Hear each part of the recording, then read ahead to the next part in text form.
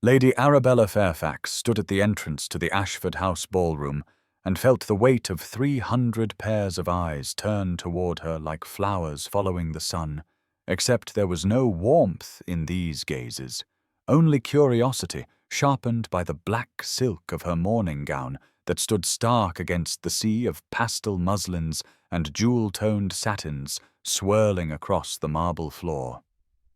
She had not wanted to come tonight, had pleaded with her aunt to let her remain in the quiet sanctuary of her rooms where she could touch the secret growing beneath her heart without fear of observation. But Lady Georgiana Tilney had been insistent that hiding away would only fuel speculation, and so here she stood, her gloved hand resting briefly against her still flat abdomen in an unconscious protective gesture before she forced herself to lower it and step forward into the glittering palace of excess that was the height of the London season. The ballroom blazed with light from crystal chandeliers that cast rainbow prisms across floors so polished they reflected the dancers like a still pond, and gold leaf gleamed on every cornice and moulding, proclaiming the wealth of the Ashford family with the subtlety of a trumpet blast. The June heat made the space stifling despite the French doors standing open to the garden, and the scent of hothouse roses mingled with expensive perfumes and the sweet fizz of champagne and the waxy smell of hundreds of candles burning in their sconces. Arabella moved through the crowd with quiet dignity, acknowledging greetings with small nods, feeling the whispers follow her like the train of her gown, knowing they spoke of her mourning, and wondered at her presence here so soon after the Duke of Thornbury's death. If only they knew. If only they could imagine that she was not merely mourning a distant acquaintance, but grieving her husband, the man she had married in secret 3 months ago when his health was failing and his family would have opposed the match, the man who had given her 3 months of unexpected joy before death claimed him 2 weeks past. She touched her abdomen again, unable to help herself, thinking of the child she had only just discovered she carried, the legitimate heir to the Thornbury dukedom, the son or daughter who would never know their father, but who would bear his name and title if Arabella could find the courage to reveal the truth of their marriage.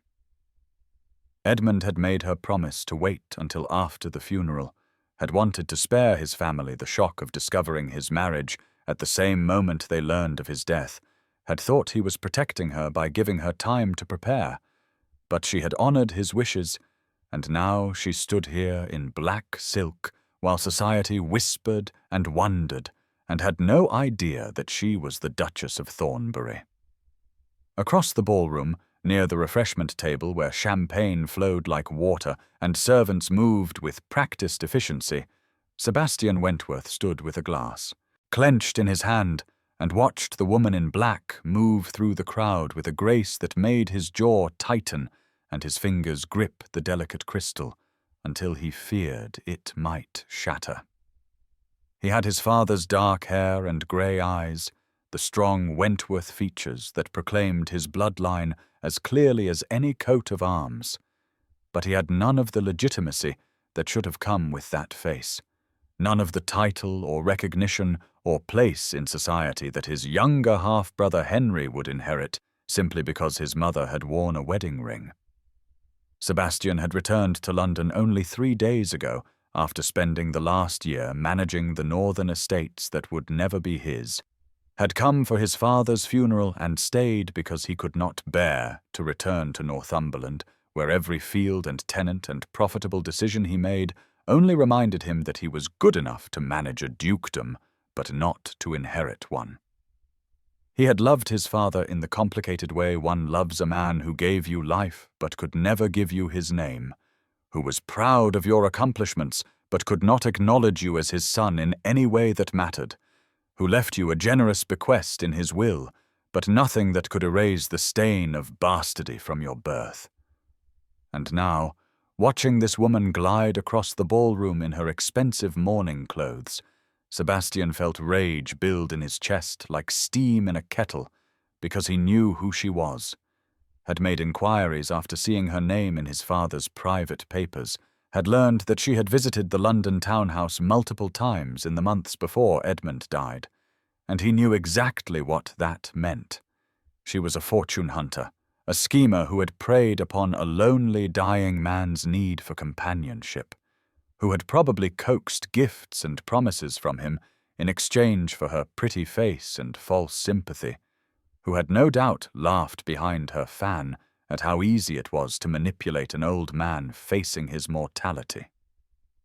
The champagne burned in Sebastian's throat as he drank, the bubbles sharp and bitter, and he thought about how his father had always been susceptible to a lovely face, how his first wife had been a beauty who led him a merry dance, how even in his final months Edmund Wentworth had apparently been fool enough to let some conniving girl twist him around her finger.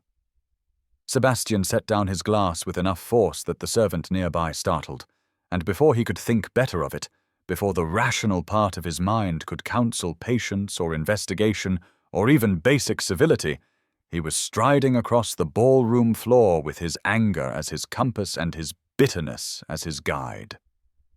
The crowd parted before him, sensing drama the way sharks sense blood in water, and by the time he reached Arabella Fairfax, the entire assembly had fallen into that particular hush that precedes scandal. She turned at his approach, her face calm and composed, and for a moment he almost faltered, because up close she was even lovelier than he had realized, with clear grey eyes and a mouth made for smiling, though it was solemn now, and there was something in her bearing that spoke of genuine grief rather than performance. But then he remembered his father's lonely final months, remembered being kept at a distance while strangers had access, remembered that he had not even known Edmund was dying until it was almost too late, and his anger solidified into something cold and sharp. "Tell me, Miss Fairfax," Sebastian said, and his voice rang across the ballroom with perfect clarity, carrying to every corner of the vast space. "What was the price of your companionship? What trinkets did you coax from a dying old man who should have been left in peace?" He watched her face drain of color, watched her mouth open as if to speak, watched her eyes go wide with shock, and something that looked almost like recognition, though he knew she had never met him. "You," she whispered, the word barely audible. "You don't understand. I never." But Sebastian was beyond listening, beyond caring about the truth when he had already constructed his own version of events and polished it smooth with months of resentment. "I understand perfectly," he cut across her words, his voice dripping with contempt that he had spent 28 years accumulating. "Women like you circle men like my father like vultures. Did you think no one would notice your visits, that there would be no reckoning?" The ballroom had gone utterly silent now, the orchestra trailing off mid-phrase, fans frozen in mid-flutter, 300 members of the ton holding their collective breath as they watched reputation destroyed before their eyes. Someone in the crowd, an older matron with a face like a dried apple and a tongue like a serpent, spoke into the silence with false sympathy dripping from every word. Poor dear, caught out at last, and the murmur that followed was like wasps beginning to swarm. Lady Georgiana Tilney pushed through the crowd, her face flushed with anger and alarm, calling Sebastian's name with authority. "Sebastian Wentworth, you will cease this immediately. You know nothing of what you speak." But Sebastian stepped forward to block her path, his body a wall between Arabella and her only defender. "I know enough," he said, his voice gone quiet now, but no less vicious for the softness. "I know she manipulated a man who deserved better in his final days. I know she preyed upon his loneliness and his weakness. And I know that if there is any justice in this world, society will see her for exactly what she is." Arabella stood frozen, one hand pressed to her throat where her pulse hammered like a trapped bird, the other unconsciously moving to her abdomen where Edmund's child rested safe and unknowing, and she could not speak, could not defend herself. could not find words to explain that she had been Edmund's wife, not his mistress, that she had loved him truly despite their age difference, that she carried the legitimate heir to Thornbury, and this man, this stranger who wore Edmund's face, was destroying any chance she might have had to prove it. The bright, glittering ballroom had transformed into a colosseum. The beautiful people in their expensive clothes had become an audience hungry for blood sport, and she was the sacrifice offered up to their entertainment, and all around her the whispers grew like thorns, wrapping around her reputation and her future and her child's inheritance. And she knew with terrible certainty that no matter what truth she spoke now, no matter what proof she might someday present, this moment would follow her forever. This accusation would stain everything she touched. And the man responsible stood before her with righteous anger blazing in eyes the exact shade of Edmund's, and she hated him with a depth of feeling that terrified her, even as her knees threatened to buckle and darkness crept at the edges of her vision. And somewhere very far away she heard her aunt calling her name. Arabella fled the Ashford ballroom with what remained of her dignity wrapped around her like armor that had already been pierced through, her aunt's strong arm around her waist, the only thing keeping her upright as they pushed through the avid crowd that parted with exaggerated sympathy, while eyes gleamed with the satisfaction of witnessing a spectacular fall from grace. And she made it to the carriage before the first sob tore from her throat, a sound so raw and broken that Lady Georgiana Tilney pulled her niece against her shoulder and held her while she shattered into pieces. The carriage lurched into motion, carrying them away from the golden windows and music and malicious whispers, and Arabella wept with the abandon of someone who has lost everything, her careful composure crumbling like sand castles before the tide. And between gasping breaths she pressed both hands to her abdomen where Edmund's child rested safe and unknowing. And she thought that this tiny life would pay the price for her destroyed reputation, would be called bastard when it was legitimate, would be denied its birthright because she could not prove the truth without being called a liar and a schemer. Lady Georgiana made the decision without consulting her niece, directing the driver to her own Mayfair townhouse rather than the Fairfax estate, where Arabella's stepmother, Lady Henrietta, resided. That cold woman who had never shown Arabella anything but disdain, and would surely turn her away now that scandal had painted her in such ugly colours. And when they arrived, Georgiana helped her niece from the carriage, and up the steps and into a borrowed bedchamber decorated in soft blues and creams, that should have been peaceful but felt instead like a tomb when Arabella drew the curtains against the afternoon sun and collapsed onto the bed, still wearing her black silk gown that now felt like a shroud. 3 days passed in a fog of grief and shock, 3 days during which Arabella lay in the darkened room with one hand always resting on her still flat abdomen, a talisman against the cruelty of the world outside, and she could not eat the food her aunt brought, could not summon the strength to change from her nightdress, or brush her hair, or do anything but lie there and relive the moment when Sebastian Wentworth had destroyed her in front of everyone who mattered in London society. Lady Georgiana sat vigil beside the bed, speaking gentle encouragement that Arabella could not truly hear through the roaring in her ears, bringing tea that grew cold untouched and toast that hardened on the plate, and she watched her niece with growing alarm because this was more than simple mortification. This was the kind of despair that could break a person completely if left unchecked. On the morning of the 4th day, Arabella finally spoke, her voice hollow as an empty well. "My child will be called a bastard because of what he did. The legitimate heir to a dukedom labelled a bastard because I cannot prove the truth." And the words hung in the air like a confession and a curse combined.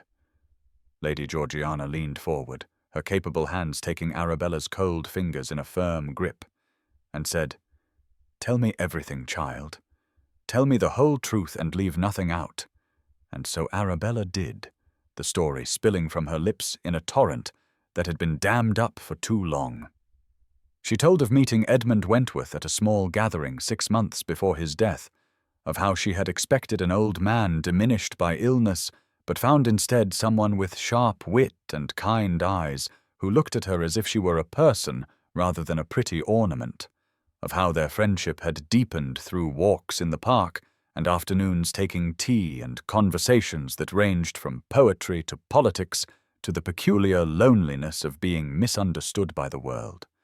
She told of Edmund's proposal, offered with shaking hands and humble hope, of how he had said he knew it was selfish to ask a young woman to tie herself to a dying man, but that he wanted to give her what protection he could, wanted to see her established and secure before he left this world, and more than that, wanted to know the joy of calling her his wife, even if only for a little while. She told of their secret marriage, in a small church with only the vicar and 2 witnesses present, of Edmund's explanation that he wanted to wait until after his death to announce it so his family would not feel shocked or betrayed during his final months, of how he had made her promise to honor his wishes, even though she had argued that secrecy would make everything harder.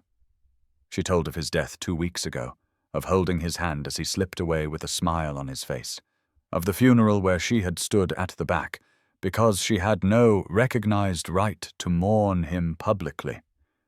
And finally, voice-breaking, she told of discovering her pregnancy only days ago, of the joy and terror that had filled her in equal measure because Edmund's child meant hope and continuation, but also vulnerability and risk. "Edmund made me promise to wait until after the funeral," Arabella said, tears streaming down her pale face. He wanted to spare his family, wanted the transition to be gentle. I honored his wishes, and now I am destroyed for it, destroyed by his own son who thinks I am a fortune hunter when I am actually his father's wife. Lady Georgiana absorbed all of this with the steady calm of a woman who had navigated society's treacherous waters for 3 decades, and then she rose and went to her writing desk and penned a swift note.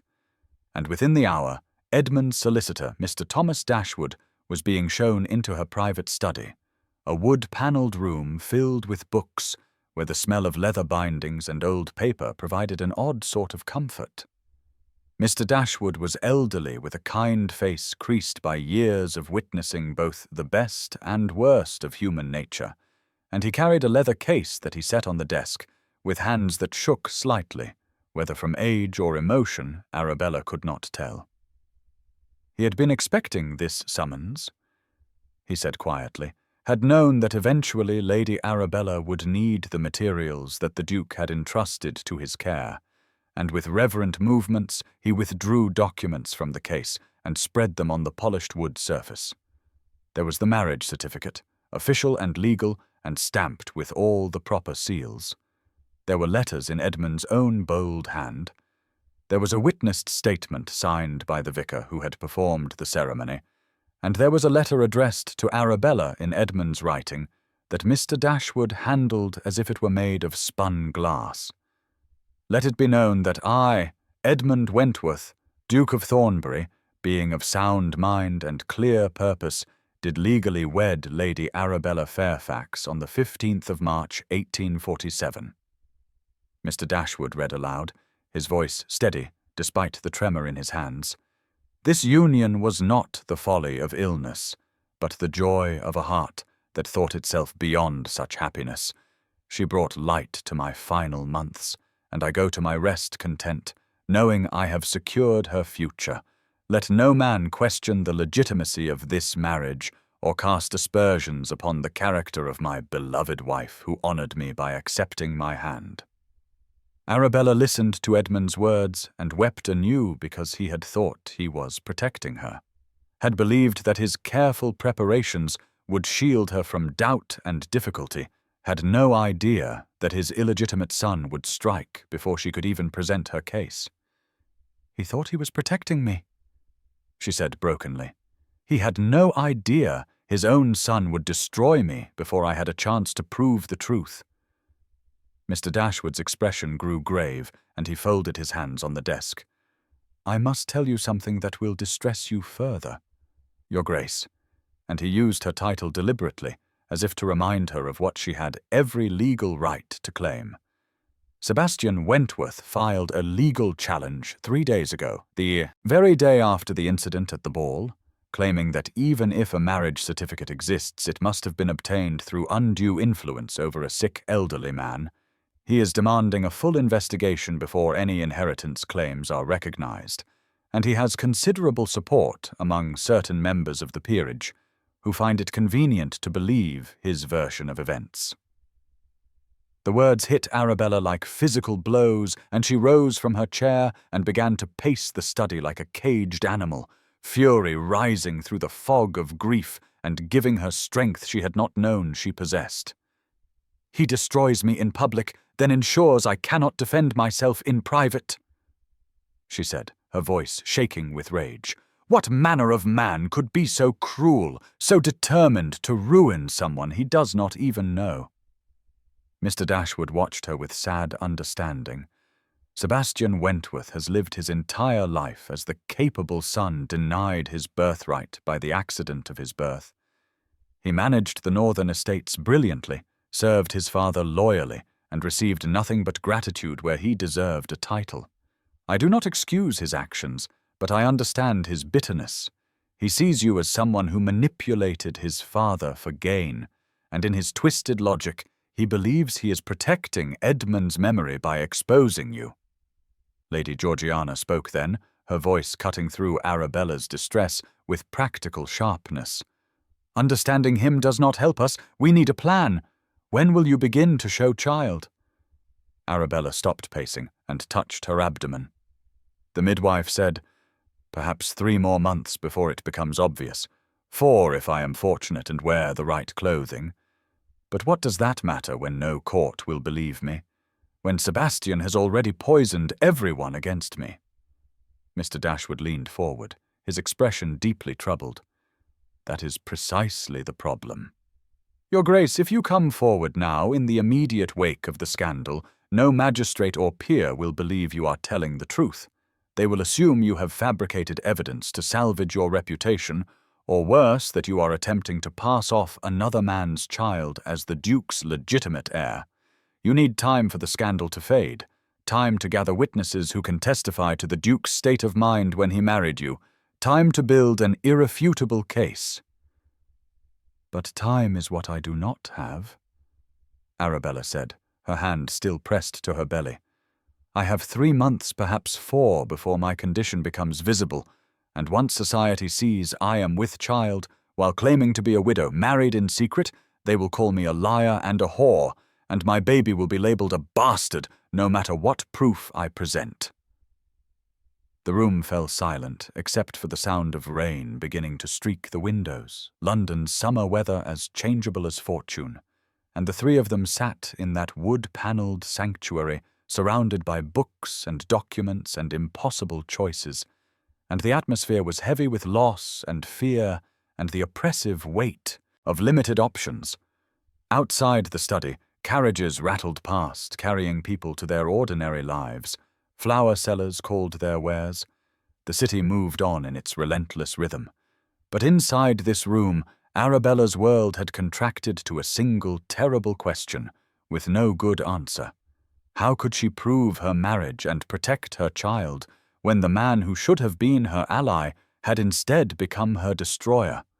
When time was both her enemy and her only hope? When every path forward led through a gauntlet of disbelief and condemnation? Lady Georgiana broke the silence at last. "We must be clever about this. Rage will not serve you, my dear. Strategy will. We have the evidence, we have the truth, and we have some small amount of time. We must use all 3 wisely, and we must be prepared for Sebastian Wentworth to fight us at every turn, because he believes he is in the right, and there is nothing more dangerous than a man who thinks his cruelty is justified."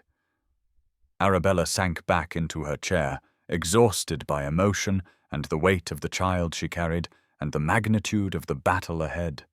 And she looked at the documents spread across the desk, Edmund's careful handwriting proclaiming his love and his legal commitment, proof that should have been unassailable, but which now felt as fragile as paper in a fire. And she thought about her baby who would inherit a dukedom or be labelled a bastard, depending on choices she had not yet figured out how to make. And somewhere in London, Sebastian Wentworth sat in his own study, believing he had struck a blow for justice, when he had instead destroyed an innocent woman and endangered his own unborn sibling. And the cruelty of it all, the terrible irony that the legitimate heir's greatest enemy was the bastard son, who should have understood better than anyone the pain of being denied one's birthright, was almost more than she could bear. And now's the time to stop and subscribe to our channel. Every subscriber brings us closer to 1,000, which helps us keep these stories alive and coming your way. If you enjoyed this video, don't forget to like it and drop a comment telling us where you're watching from. It's always amazing to see how far these tales travel across the world. Now let's continue.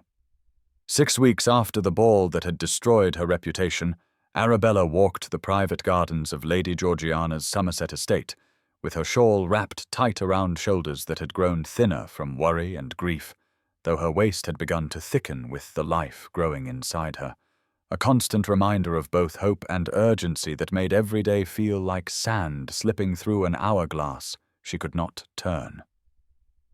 The countryside offered peace that London could never provide, distance from the whispers and pointed stares, and cut direct that had followed her through Mayfair like a poisonous cloud.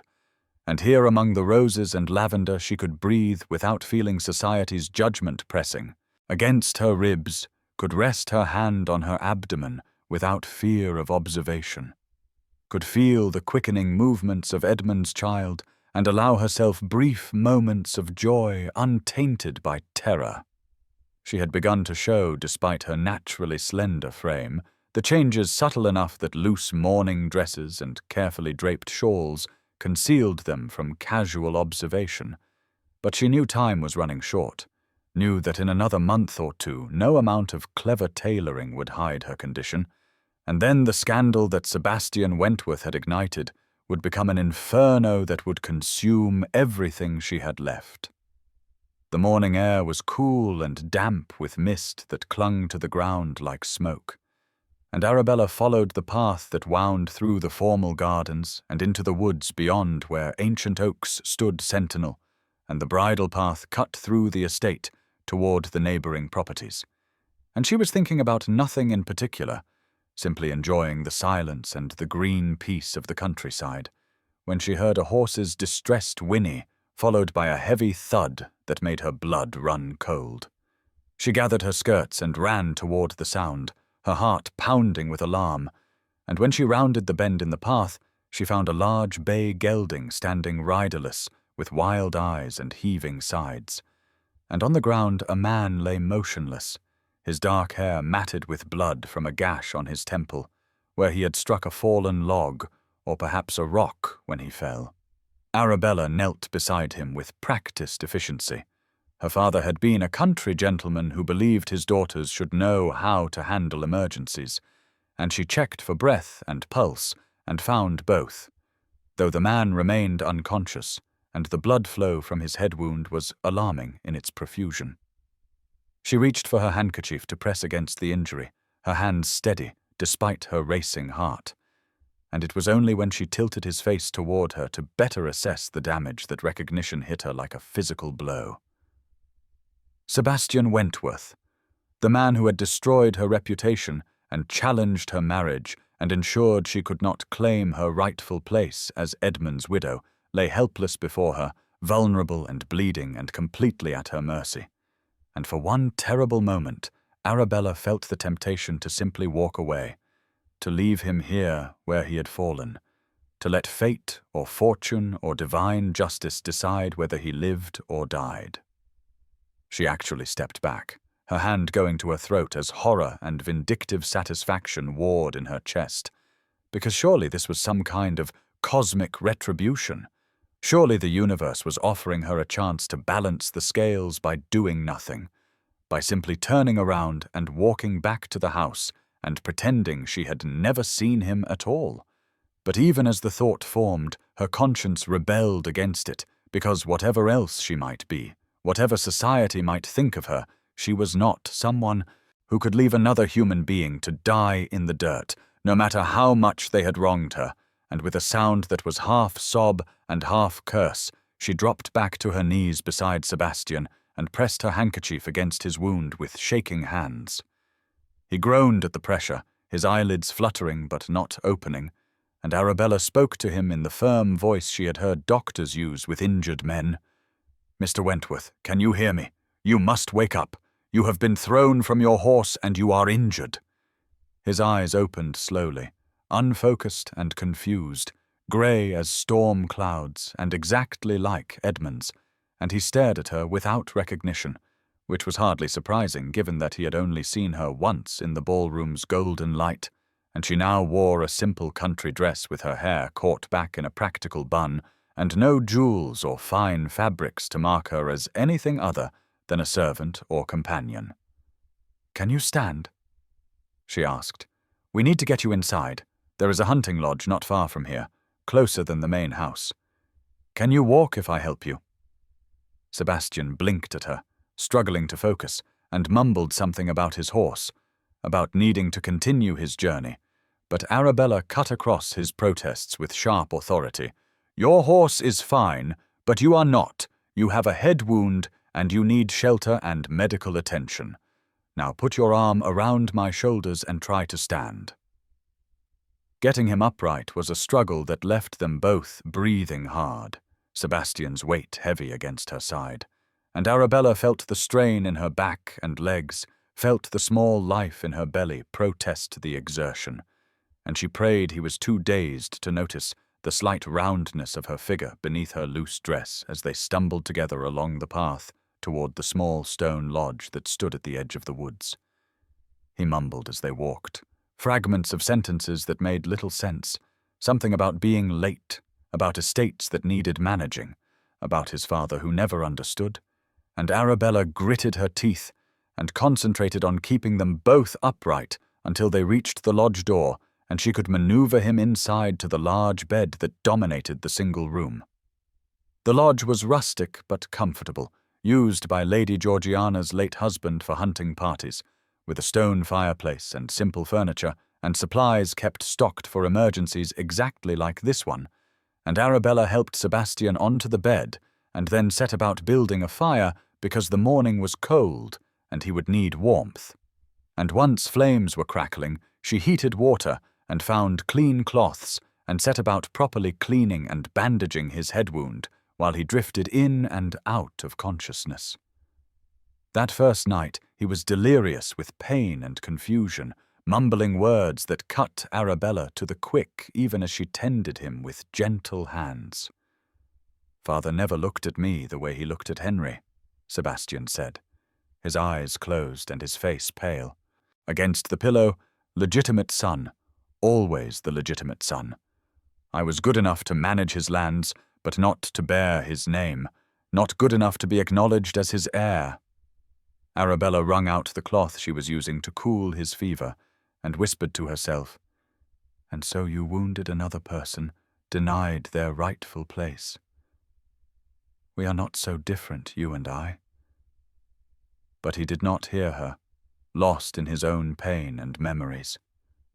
Rain began to fall as darkness came, first a patter and then a deluge that lashed the windows and turned the world outside into a grey blur. And Arabella realized with sinking heart that she was trapped here, the storm too violent to risk the walk back to the main house, the roads that Sebastian had been traveling already turning to mud that would be impassable by morning. She settled into the chair by the fire and watched the man who had destroyed her reputation sleep fitfully on the bed. And she wondered what cruel twist of fate had brought them together like this. Hunter and prey reversed, victim tending victimizer, the whole natural order turned on its head. The second day, Sebastian was more lucid, though still weak, and he accepted the broth she brought him and allowed her to change his bandages without protest. And when he asked who she was, Arabella told him simply that she was Miss Fairfax, companion to Lady Georgiana, which was true enough, even if it omitted certain crucial details, like the fact that she was actually the Duchess of Thornbury, and he had publicly accused her of being a scheming fortune hunter. The storm continued outside, rain drumming on the roof and wind howling through the trees, and the enforced intimacy of the small space made conversation inevitable. Sebastian spoke more freely than he would have if he knew who she was, his guard down in his weakened state, and Arabella listened despite herself as he revealed the architecture of his pain. "My father had visitors in his last months," he said, staring at the ceiling. "A young woman. Everyone assumed. I assumed the worst. I should have asked him. I should have trusted him. But I was angry. I am always angry." Arabella kept her voice carefully neutral as she asked, "Perhaps your anger blinds you to truth." Sebastian turned his head to look at her, his grey eyes sharp despite his injury. Perhaps truth is whatever leaves the least pain behind, which is why people choose the version that confirms what they already believe. I believed my father was being manipulated because it was easier than believing he might have found happiness that did not include me. The words hung in the air between them, honest and raw, and Arabella felt her certainty waver because this was not the voice of a cruel man, but a wounded one. Not a villain, but a victim of circumstances beyond his control, and she found herself sympathizing despite the rage she had nursed for 6 weeks. The third day dawned clear, the storm having blown itself out during the night, and pale sunlight streamed through, the windows illuminating dust motes that danced in the golden beams, and Sebastian woke with clearer eyes and a steadier focus, and Arabella knew the moment of reckoning had arrived before he even turned his head to look at her properly. She watched his eyes travel over her face, watched them narrow as familiarity tickled at the edges of his memory, watched them widen as full recognition crashed over him like a wave. "You," he said, sitting up so quickly he swayed with dizziness. "You are her, the woman from the ball, the woman I—" And he trailed off, horror dawning in his expression as the full implications settled into place. Arabella stood and moved toward the door, her chin lifted in defiance even as her hands trembled. "Yes, after what you did to me, I suggest you remember this moment, Mr. Wentworth, the next time you decide to destroy someone based on assumptions." Sebastian pushed himself to his feet, swaying dangerously, one hand pressed to his bandaged head. "Wait, please, let me— I need to understand. Were you my father's mistress?" The question was asked with less venom than she expected, confusion and dawning shame replacing the righteous anger she remembered from the ballroom, but it still cut deep, and Arabella's voice broke with suppressed rage and grief as she answered, "I was your father's wife." The words fell into the sunlit room like stones into still water, creating ripples that spread and spread, and Sebastian stared at her with his mouth open and his face draining of what little color the last 3 days had restored, and she could see him working through the implications, could watch understanding and horror and terrible regret chase each other across his features. The silence stretched between them, heavy with revelation, and through the windows morning light poured in as if illuminating truth at last, and somewhere outside a bird began to sing oblivious to the human drama unfolding in the hunting lodge, and Arabella stood with her back to the door, and her hand unconsciously resting on the slight swell of her abdomen where Sebastian's legitimate sibling grew, the heir he had tried to deny before it was even born, and she waited to see what he would do with this knowledge that changed everything.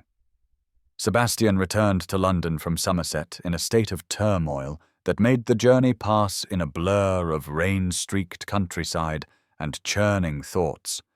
because the revelation that Arabella Fairfax was not his father's mistress, but his father's wife, had shattered every assumption he had built his righteous anger upon and left him staring into an abyss of his own making, where the monster was not some scheming fortune hunter, but himself. He went directly to his study and pulled out every document related to his father's estate, spreading them across the mahogany desk with hands that shook slightly, searching for evidence he had been too angry to look for before, too certain of his own narrative to question whether it might be wrong.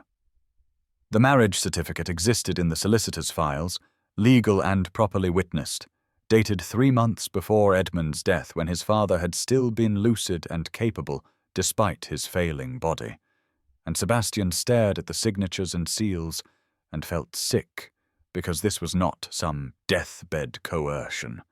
This was a deliberate choice made by a man who knew exactly what he was doing. He found letters, too, correspondence between Edmund and Mr. Dashwood discussing the marriage settlement, instructions for how Arabella should be provided for after his death, words that spoke of affection and careful planning rather than manipulation or undue influence. Sebastian paced his study as afternoon faded to evening, picking up documents and setting them down, running his hands through his dark hair until it stood on end, and finally he stopped before the window, where his reflection stared back at him with his father's grey eyes and strong features, the Wentworth face that had never been enough to make him legitimate, and he whispered, "What have I done into the gathering darkness?"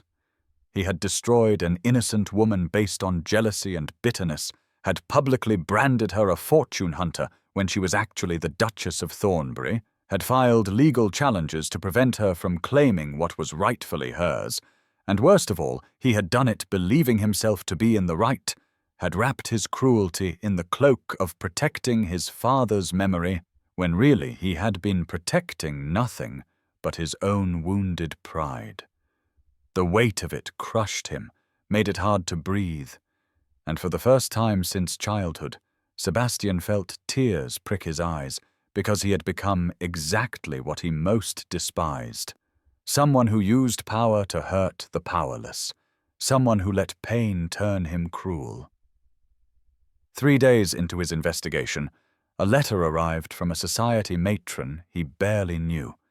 The kind of malicious gossip wrapped in false concern that made London's drawing rooms so poisonous, and she wrote to inform him that Lady Henrietta Fairfax had been spreading the most interesting rumours about her stepdaughter, claiming that Arabella must be with child from some illicit affair, and that was why she had fled to the country, that the girl was probably trying to find some way to pass off a bastard as legitimate, and decent people should be warned. Sebastian read the letter twice, his stomach turning to ice, because if Arabella was pregnant, then the child would be his father's legitimate heir, would be his own half-sibling, would be the true Duke or Duchess of Thornbury, and not Henry, who had been preparing to assume the title. And Sebastian realized with dawning horror that his actions might condemn an innocent child to exactly the fate he himself had suffered. Bastard, in fact, if not in name, denied their birthright, growing up knowing they were not quite good enough. The thought was unbearable, intolerable, and Sebastian made his decision in that moment, standing in his study with the vicious letter still in his hand. He would fix this. He would make it right. He would ensure that no child paid the price for his mistakes, even if it meant publicly admitting his error and championing the claim of a sibling who would inherit everything he had always wanted. He wrote to Lady Georgiana requesting a formal meeting, made the journey back to Somerset within the week, and when he arrived at the estate and sent in his card, he half expected to be turned away, would not have blamed Arabella if she refused to see him. But after a long wait, a footman returned and showed him to the drawing room, where autumn sunlight poured through tall windows overlooking gardens where leaves had turned to gold and amber. Lady Georgiana was there, regal and watchful in a chair upholstered in cream silk, and after a moment Arabella entered, wearing a loose morning gown in soft blue that could not hide the swell of her pregnancy, now that Sebastian knew to look for it, and his eyes dropped to her abdomen and his face drained of color, because the evidence of his father's child was unmistakable, and the reality of what he had almost destroyed hit him like a physical blow. "Is it?" he asked, his voice hoarse and barely above a whisper, but he could not finish the question. Arabella lifted her chin with the dignity he had seen in the hunting lodge, the same quiet strength that had made her tend his wounds when she had every right to leave him bleeding in the dirt. "And she said your father's child, the legitimate heir to Thornbury, yes." Sebastian's legs gave out, and he sank into the nearest chair as if his strings had been cut, burying his face in his hands while the full weight of what he had done crashed over him in waves that threatened to drown him, because he had tried to deny his own sibling their birthright, had attacked a pregnant widow, had become the very thing he hated most in a world that had denied him his place. Lady Georgiana watched him with eyes that missed nothing, her expression stern but not entirely without compassion, and after a long moment she said, "You wished to speak with us, Mr. Wentworth. I suggest you begin." Sebastian raised his head, his face ravaged with emotion he no longer tried to hide, and he looked at Arabella with eyes that held genuine remorse. "I owe you an apology that words cannot adequately convey," he said, his voice rough with shame. "I destroyed your reputation based on assumptions, jealousy, and my own wounds. I was wrong about you, wrong about everything, and I have spent these last weeks discovering just how thoroughly I failed both you and my father's memory." Arabella remained standing, her hand resting protectively on her rounded belly, and her voice was cold as winter frost when she replied, "An apology does not restore what you took from me, Mr. Wentworth. It does not undo the scandal or rebuild my reputation or erase the terror I have felt knowing that my child might be labeled a bastard because of your accusations." "No," Sebastian agreed, meeting her eyes steadily despite the pain it cost him. "It does not. But perhaps action might begin to make amends." Lady Georgiana leaned forward. "What manner of action do you propose?" Sebastian took a breath and made his offer, the one he had rehearsed during the journey from London, but which felt inadequate now in the face of Arabella's justified anger. "I will publicly acknowledge my error. I will testify to the marriage's legitimacy. I will ensure your child is recognized as the rightful heir. I will use whatever influence I have to restore your reputation and secure your position as the Duchess of Thornbury." Arabella stared at him with suspicion, clear in her grey eyes. "Why?" she asked. "Why would you do this? You have fought against my claim, filed legal challenges, spread doubt about the marriage's validity. What has changed?" Sebastian's voice broke as he answered, "Because I have lived my entire life as the bastard son, denied my birthright through no fault of my own, I will not condemn an innocent child to a similar fate, especially not my own sibling. I will not let my mistakes poison another generation." The words hung in the sunlit drawing room, honest and raw, and Arabella studied him for a long moment before she moved to the writing desk and withdrew the documents that Mr. Dashwood had left in her keeping, the marriage certificate and witness statements, and most importantly, the letters Edmund had written explaining his marriage and his joy in it. She handed them to Sebastian without comment and watched as he read, his hands trembling as he absorbed his father's words written in that familiar, bold script. "In Arabella I have found what I thought lost to me." Edmund had written, "Joy, companionship, a reason to greet each morning with gladness rather than mere duty. Let no man say that love belongs only to the young. My heart, which I thought withered beyond revival, has bloomed once more." Sebastian read the passage aloud without meaning to, his voice thick with emotion, and when he finished, he sat in his pool of golden sunlight and felt something break open inside him, some hard shell of bitterness and resentment that had encased his heart for 28 years, because his father had been happy in those final months, had found love and comfort and joy, and Sebastian had been so consumed by his own pain that he had stayed away, had let anger keep him from Edmund's side, had denied himself the chance to know his father in those last precious weeks.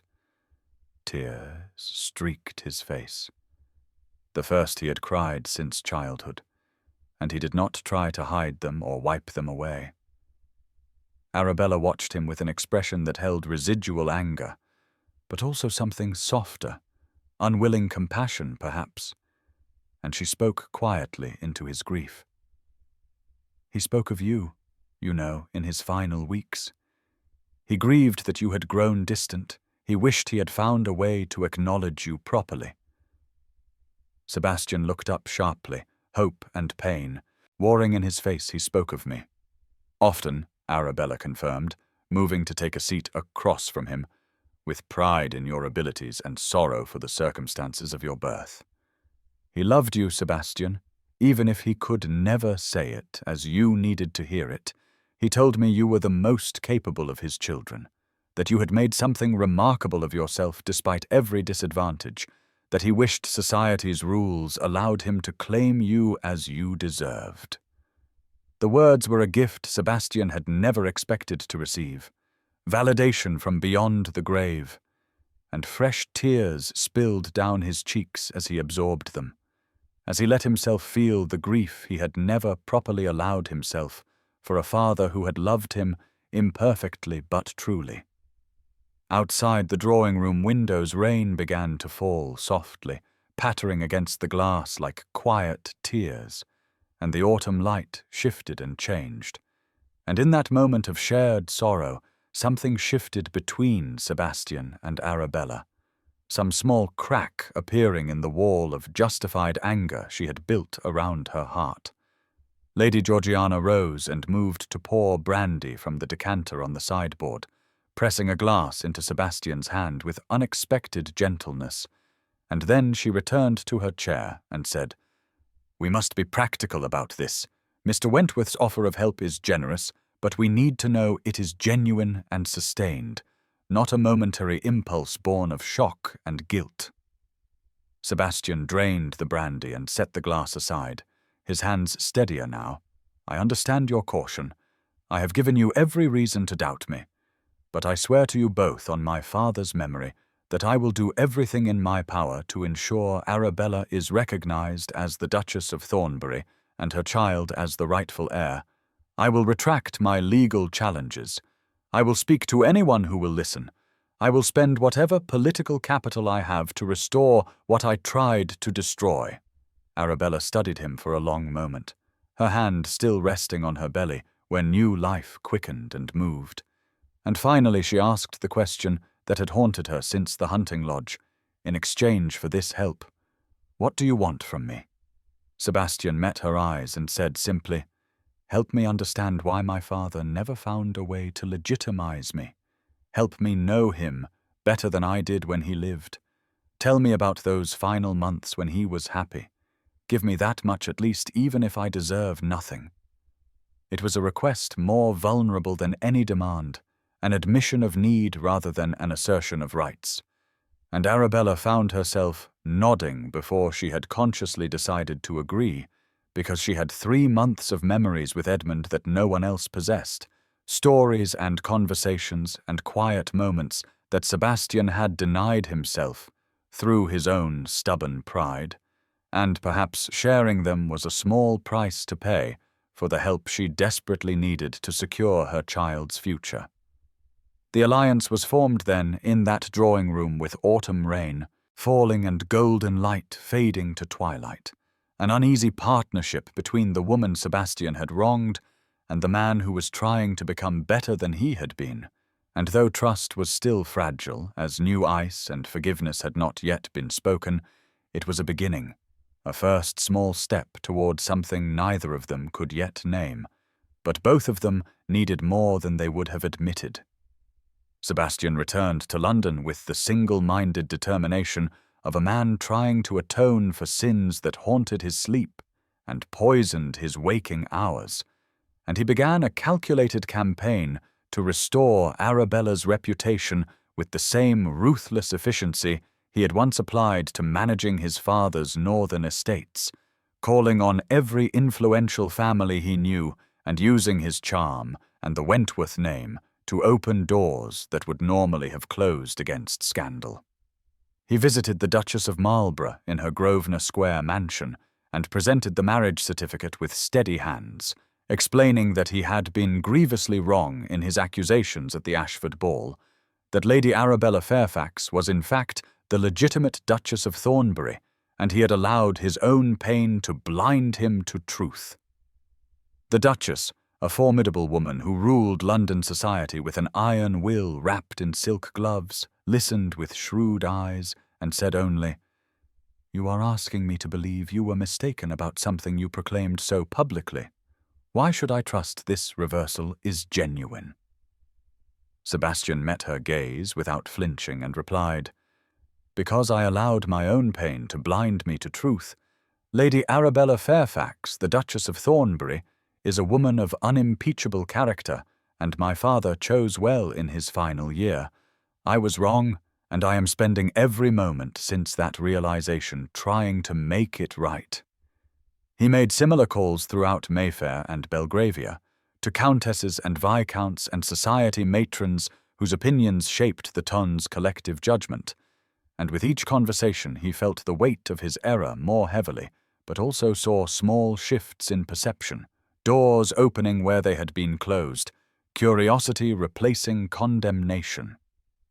The most crucial step came when he arranged an interview with the London Gazette, sitting in their offices on Fleet Street, and giving a statement that he knew would be read in every drawing-room in England. "I hereby publicly retract all statements made against Her Grace the Duchess of Thornbury," he told the journalist, who scribbled his words with eager efficiency.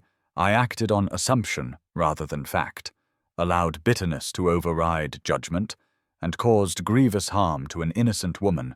History should remember my father's final year not as a time of decline, but as a season of unexpected joy when he found love and companionship that brought light to his remaining months." The article appeared 2 days later on the front page, and London society buzzed with shock and speculation, because Sebastian Wentworth admitting he was wrong was almost as scandalous as his original accusation, and suddenly everyone wanted to know more about this secret marriage and the young woman who had captured the dying Duke's heart. In Somerset, Arabella waited with growing anxiety, her hand constantly moving to her swelling belly, where Edmund's child kicked and turned with increasing vigour, a reminder of what hung in the balance and how little time remained before her condition would be impossible to hide. She received letters from Sebastian describing his progress, carefully worded updates that were professional rather than personal, and she read them multiple times, searching for meaning between the lines, while telling herself it did not matter what he felt, only what he accomplished. Lady Georgiana sat with her in the mornings, the two of them taking tea in the sunny breakfast room, while autumn deepened outside and leaves drifted from the trees like golden snow, and they spoke of strategies and contingencies and what would happen if Sebastian's campaign failed to sway opinion before Arabella's pregnancy became visible. Then came the letter from Lady Henrietta that made Arabella's hands shake with a fury so intense she crushed the paper in her fist before throwing it into the fire. Her stepmother had written with venomous precision, suggesting that Arabella's retreat to the countryside was suspicious, that rumours were circulating about a pregnancy, that a convenient marriage certificate produced only after Edmund's death seemed designed to legitimize a bastard child from some illicit affair, and she wondered aloud in her spiteful prose what investigation would reveal about the child's true parentage.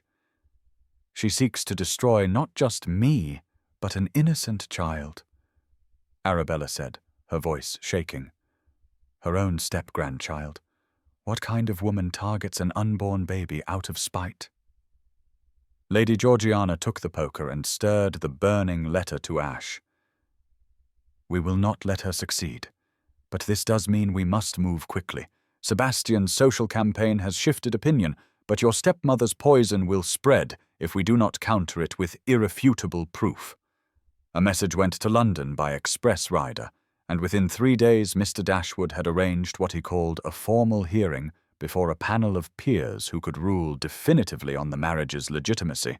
2 dukes, including the Duke of Devonshire, who had known Edmund well, an archbishop who could speak to spiritual matters, and the Lord Chancellor himself, who would ensure any ruling had the full weight of law behind it. Arabella travelled to London with Lady Georgiana, and they stayed at the Thornbury townhouse that was legally hers, though she had never set foot in it, a grand establishment in Berkeley Square, with rooms that still smelled faintly of Edmund's tobacco, and carried echoes of the man she had loved and lost. The hearing was scheduled for a crisp October morning, and Arabella dressed with painstaking care in a gown of black silk that she and Georgiana had modified specifically to conceal her pregnancy, the bodice loose and the shawl draped just so to hide the swell of her belly that was now unmistakable to anyone who looked closely. She was 6 months along, the baby active and strong, and she pressed her hand to her abdomen one last time before leaving her rooms and whispered a prayer that this child would know its birthright. The chamber in Westminster where the hearing took place was austere and intimidating, all wood panelling and high ceilings with portraits of stern-faced predecessors staring down in judgment, and the scent of old leather and beeswax filled the air thick enough to taste. The panel of peers sat elevated on a dais, looking down at those who came to testify with expressions that gave nothing away, and Arabella felt small beneath the weight of their scrutiny as she took her seat beside Mr. Dashwood and tried to keep her breathing steady. Sebastian arrived and took his own seat across the chamber, and when their eyes met for a brief moment, she saw determination and something else she could not quite name, something that made her heart skip in a way that had nothing to do with nervousness about the hearing. The proceedings began with formal language and legal procedure, and then Arabella was called to testify, and she stood on shaking legs and told her story in a voice that started soft but grew stronger as she spoke. She described meeting Edmund, their friendship that deepened to affection and then to love, his proposal and her acceptance, the private marriage they had chosen to keep secret until after his death at his request to spare his family shock during his final illness. She presented the marriage certificate and the witness statements, and she spoke of Edmund's kindness and wit, and the joy they had shared in 3 months that felt both infinitely long and heartbreakingly brief. The panel asked questions, some gentle and some sharp, probing for inconsistencies or evidence of coercion, and Arabella answered each one with calm honesty, while her hand remained carefully folded in her lap to resist the urge to touch her belly. Then Sebastian was called to testify, and he stood before the panel with his shoulders back and his head high, despite the shame that coloured his voice as he spoke. "I made a grievous error," he said, his words carrying clearly through the chamber. "I saw my father's happiness and interpreted it as manipulation. I witnessed kindness and called it scheming. I allowed my own bitterness about my birth to poison my judgment, and I publicly destroyed an innocent woman's reputation based on nothing more than assumption and jealousy." He presented Edmund's letters, reading passages aloud that described genuine love and careful planning, and his voice remained steady even as emotion thickened it when he read his father's words about finding unexpected joy in final months. "I was wrong about Lady Arabella," Sebastian concluded, "wrong about her character, and her motives and everything I accused her of, and I have spent these weeks trying to undo the damage I caused, though I know some wounds cannot be fully healed." The Archbishop rose to testify next, an elderly man with kind eyes who had known Edmund for 40 years, and his words carried the weight of spiritual authority and personal friendship combined. Edmund Wentworth came to me 3 months before his death, he said, his voice gentle but clear, radiant with a happiness I had not seen in him since his first wife lived. He said, "I have found love again. Your Grace and I wish to ensure it is blessed and recognized in the eyes of God and man." We spoke at length about his marriage to Lady Arabella, and I can testify without reservation that it was no deathbed fancy, but a deliberate choice made by a man of sound mind and glad heart who wanted to spend his remaining time with someone who brought him genuine joy. Arabella felt tears prick her eyes as the Archbishop spoke. Hearing Edmund's private happiness validated publicly healed something in her that she had not realized was broken, and she blinked rapidly to keep the tears from falling, while Lady Georgiana reached over to squeeze her hand. The panel withdrew to deliberate, and the wait felt endless, minutes stretching like hours while Arabella sat with her heart pounding and her child kicking inside her as if sensing the importance of this moment. When the panel returned, the Lord Chancellor stood, and the chamber fell silent, every person present holding their breath as he prepared to speak. This panel finds that the marriage between Edmund Wentworth, Duke of Thornbury, and Lady Arabella Fairfax was legal, legitimate, and entered into with full consent of both parties, he announced, his voice carrying the weight of final judgment. Lady Arabella is hereby recognized as the Duchess of Thornbury, and her issue shall inherit accordingly. Let no man question her honor or her position, and let it be known that any who continue to spread malicious rumors about her grace shall answer to this court. The words washed over Arabella like a benediction, and she closed her eyes, one hand moving unconsciously to her belly, where her child, the legitimate heir to Thornbury, rested safe and recognized at last, and relief flooded through her so intensely that the room spun, and she had to grip the edge of her chair to keep from fainting. Lady Georgiana steadied her with a firm hand and whispered, "You did it, child. You won!" And Arabella opened her eyes to find Sebastian watching her from across the chamber with an expression of such profound relief and something deeper that she could not quite read.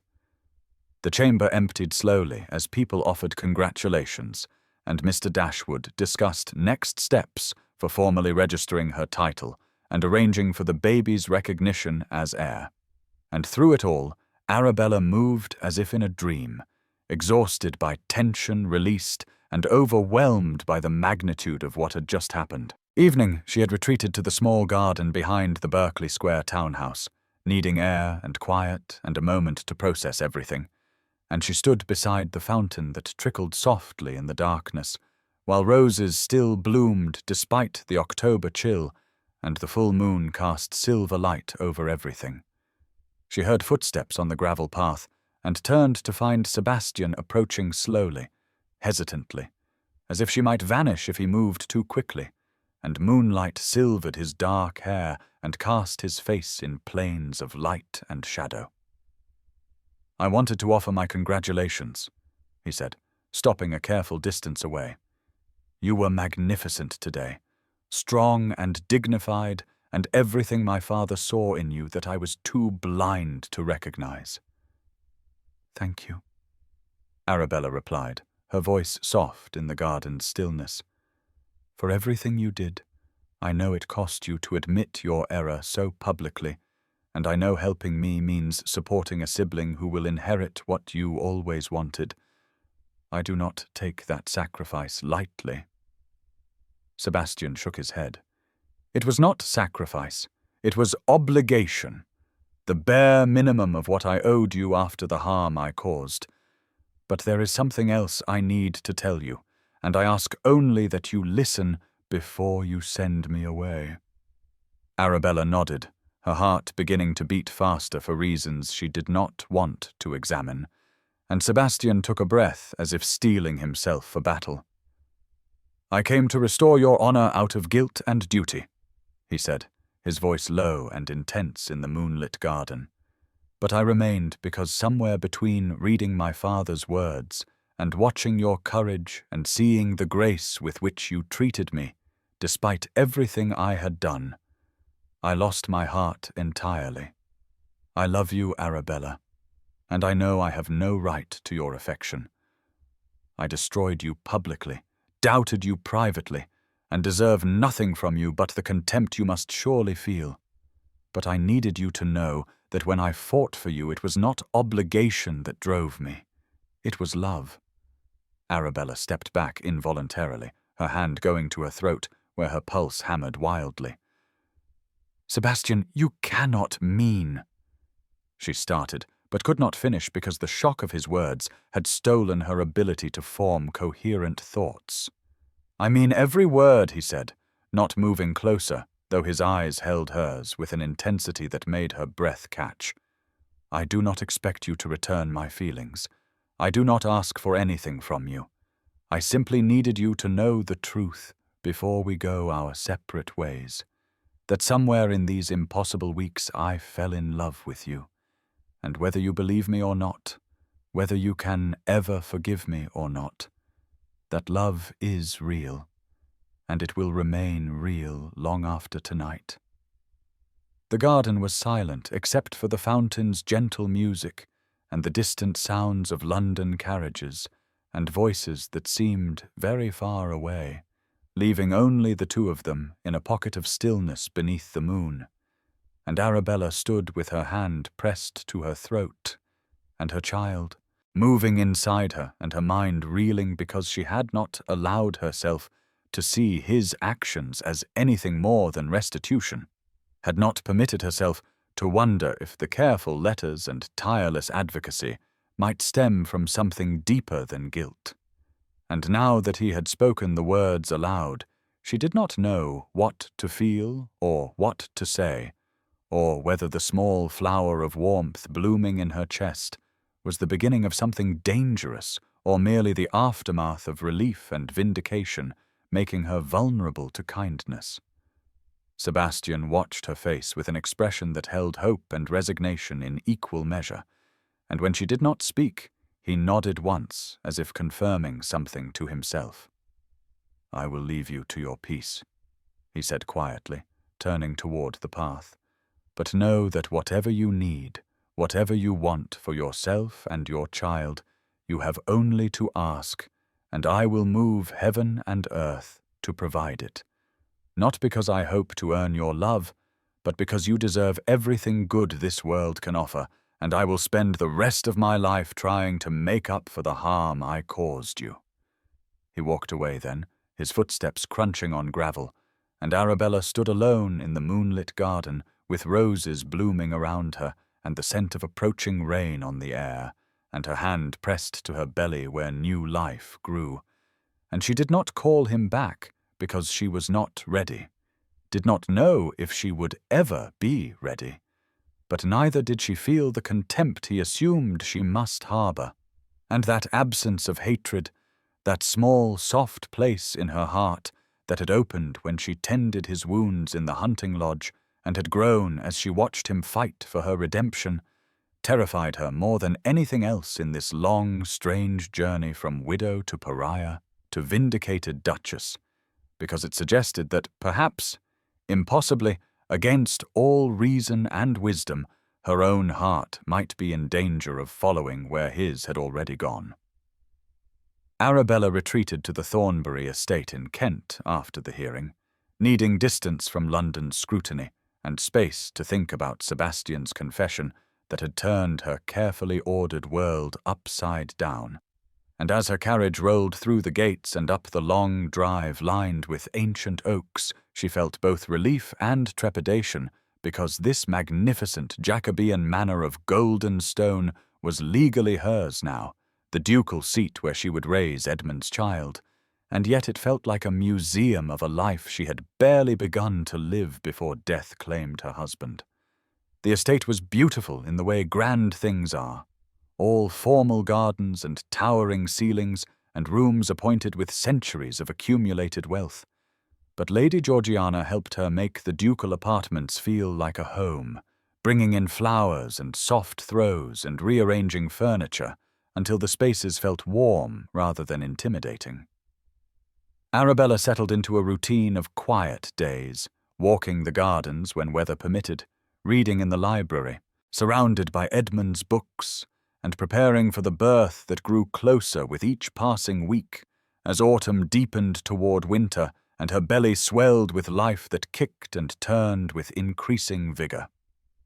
The first letter from Sebastian arrived a week after her arrival in Kent, delivered by a rider who handed it to her with careful formality, and Arabella had stared at the sealed paper for a long moment before opening it, half expecting declarations or pleas or demands for response to his confession of love.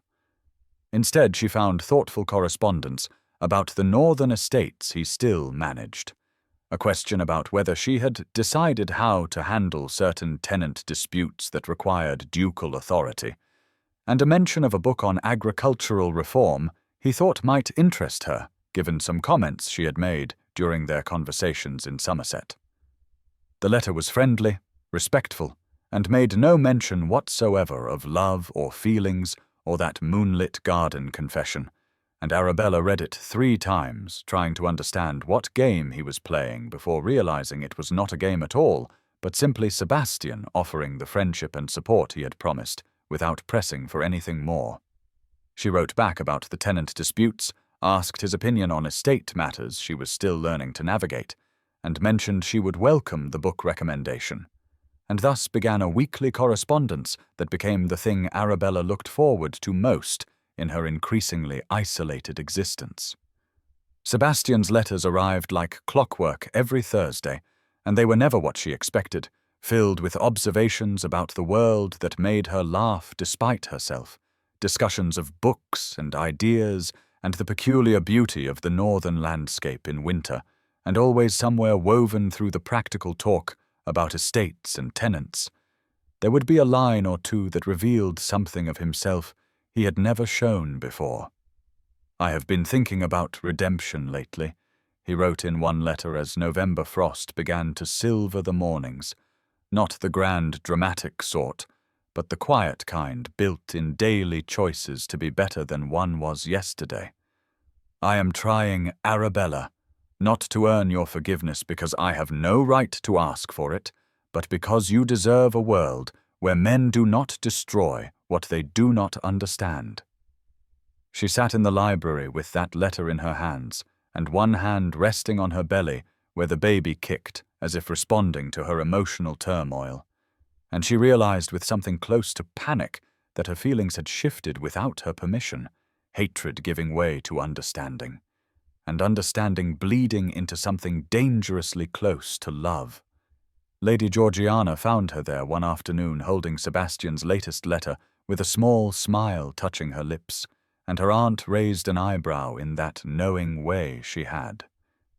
"He writes of books and estate management, and the stars he observes from his northern windows," Arabella said softly. "Never once does he speak of love or ask for anything from me. And yet his restraint speaks louder than declarations ever could," Lady Georgiana finished, settling into the chair across from her niece. "The question is, what will you do about it, child? Because a man who loved you less would be pressing his advantage, demanding response. But Sebastian gives you space to feel what you feel without obligation or pressure. And that is either the work of a master manipulator or a man who genuinely loves you enough to want your happiness more than his own satisfaction."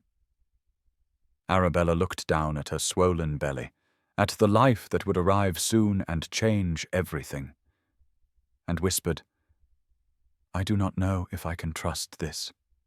Trust him? How do I love someone who wounded me so deeply? How do I know this is real and not just guilt making him kind?" "You do not know," Georgiana said gently.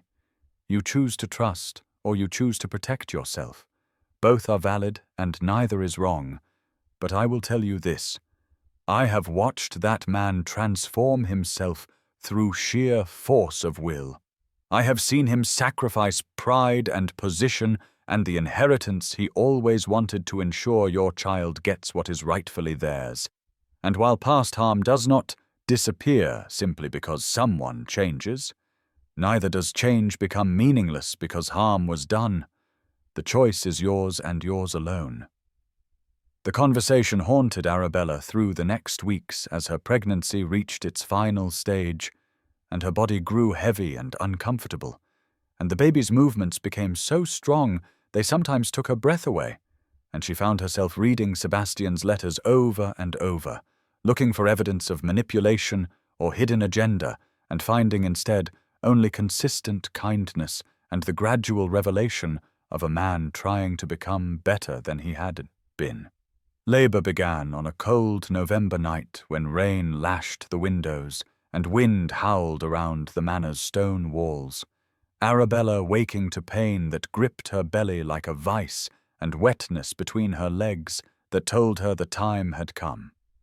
Lady Georgiana was there within minutes, summoning the midwife and helping Arabella into a night shift suitable for birthing, and as another contraction took her, Arabella gasped out words she did not plan. "Send for Sebastian," she said through gritted teeth. "Please, I need—" And she could not finish, but Georgiana understood, and raised an eyebrow, but sent a rider into the storm without question. Sebastian received the message at his northern estate, where he had been writing another letter to Arabella by candlelight, choosing each word with care, trying to show her who he was without the armor of anger he had worn for so long. And when he read that she was in labor and asking for him, he did not stop to question why or what it meant, but simply called for his fastest horse and rode through the night with rain soaking him to the skin, and fear making his heart pound because she was early. The baby was coming too soon, and he could not bear the thought of losing either of them now.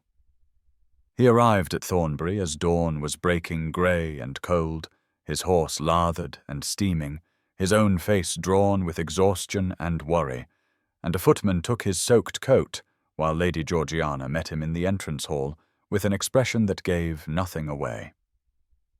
"She has been labouring since midnight," Georgiana said. "The baby is small and coming early, and it is difficult. She asked for you specifically, and I do not know why, but I suggest you wait in the library, and I will send word when there is news."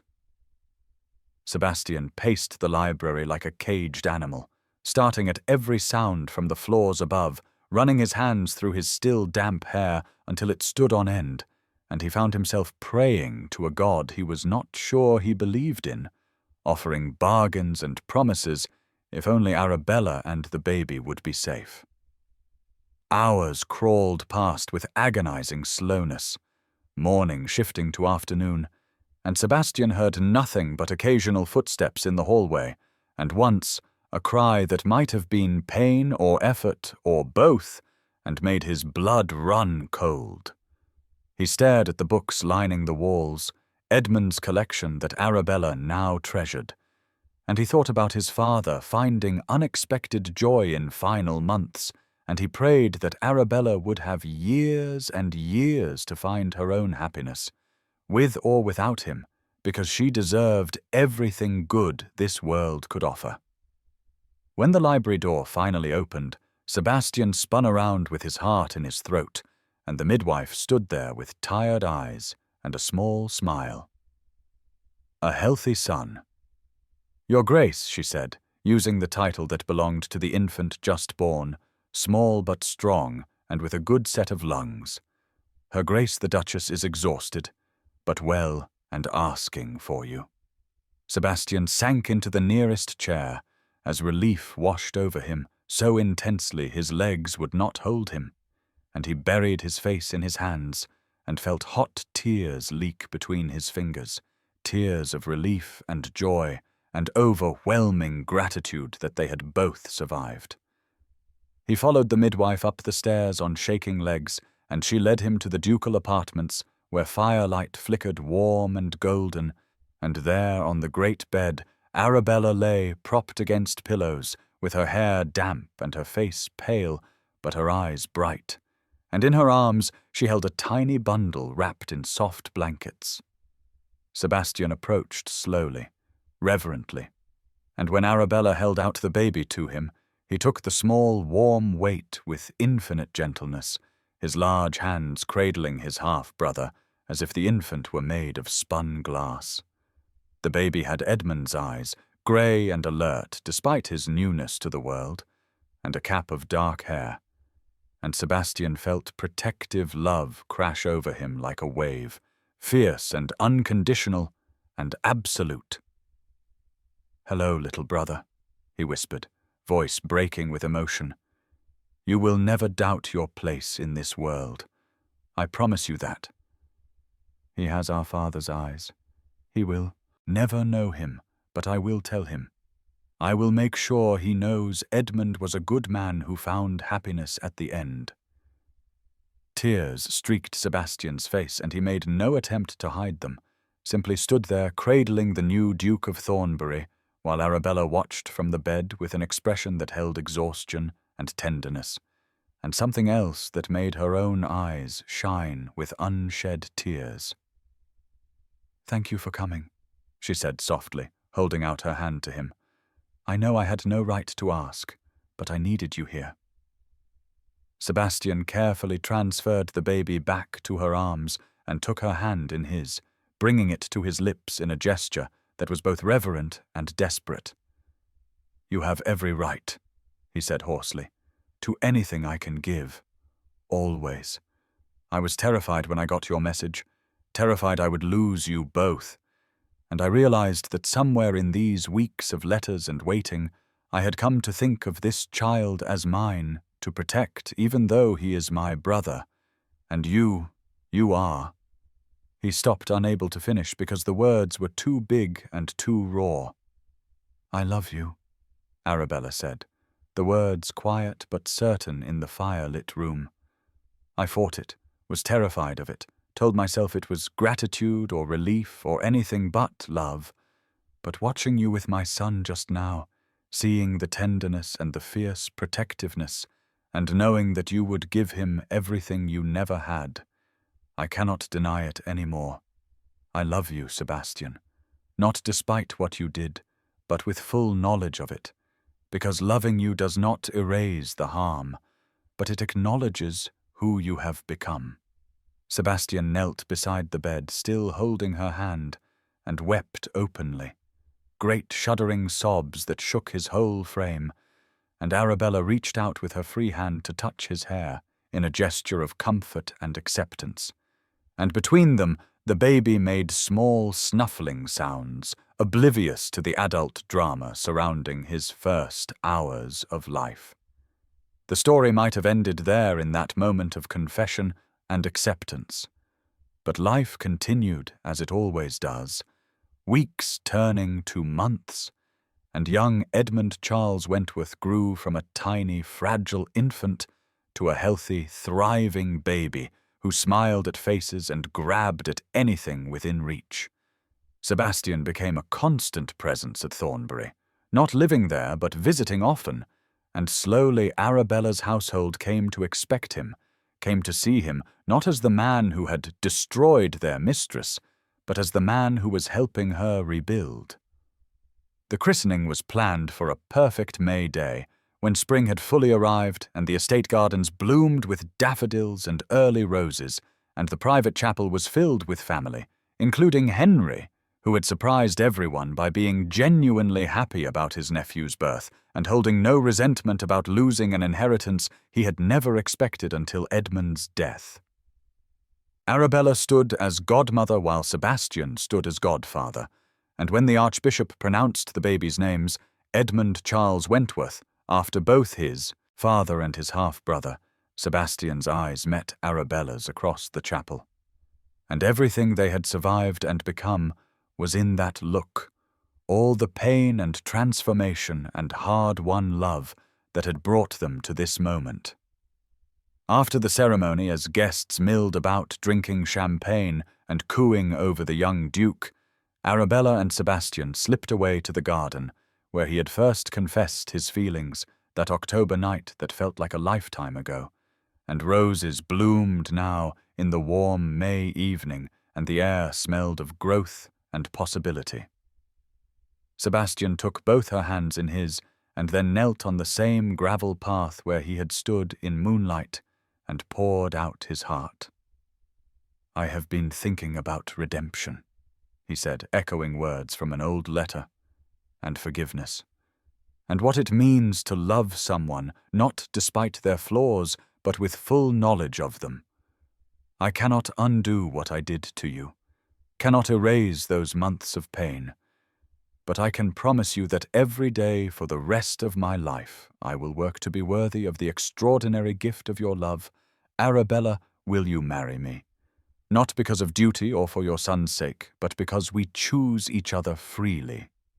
"Yes," Arabella said without hesitation, "because you are not the man who destroyed me at that ball. You are the man who rebuilt me, who fought for me, who showed me that redemption is real. Yes, Sebastian, 1,000 times yes." He slid a ring onto her finger, a sapphire surrounded by diamonds that caught the evening light and threw blue fire. And then he rose and kissed her properly for the first time, tender and reverent and full of promise for the future they would build together. They married 3 months later in the same chapel where Edmund Charles had been christened, a small ceremony with only family present, and when Sebastian spoke his vows, his voice was steady and sure. "I vow to honor not just the woman you are, but the journey that made you. I vow to cherish the son you gave my father, and to be the father he deserves.